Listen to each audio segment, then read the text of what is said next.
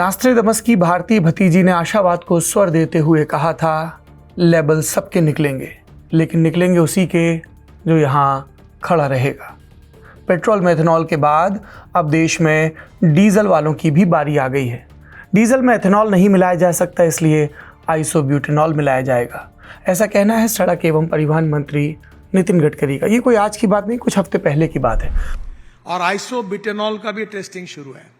हम डीजल में इथेनॉल नहीं डाल सकते, तो इथेनॉल से आइसोब्यूटेनॉल भी बन रहा है। और isobutanol can be alternative for diesel. मैंने किर्लोस्कर के 2 जनरेटर सेट, एक इथेनॉल पर और आइसोब्यूटेनॉल पर 100% सक्सेसफुली चल रहे हैं, उसको लॉन्चिंग किया। मेरे हाथ में भारत सरकार का गजट है, पेट्रोलियम और प्राकृतिक गैस मंत्रालय का, 2022 का, तारीख है 15 जून, तब की ये अधिसूचना है। दर्शक जानते ही हैं कि जब भारत सरकार कोई कानून बनाती है, कोई मंशा जाहिर करती है, तो ये आखिरी और सबसे पुख्ता कागज़ होता है देश के सामने। सत्यमेव जयते के साथ अशोक की लाट और ये सरकारी पत्र। इस गजट के पहले पन्ने की 13वीं पंक्ति में जो लिखा है वो अब डीजल यूजर्स को टेंशन दे सकता है। इसमें कहा गया है कि 2030 तक डीजल में 5% बायोफ्यूल का मिश्रण किए जाने का लक्ष्य प्रस्तावित है। 2022 में कहा गया, अब वायरल हो रहा है। ये गजट हम जानते हैं पत्थर की लकीर होता है, इसके इर्द गिर्द ही प्लानिंग होती है, काम होते हैं। लेकिन नितिन गडकरी अपनी ही सरकार से 10% आगे की प्लानिंग कर रहे हैं।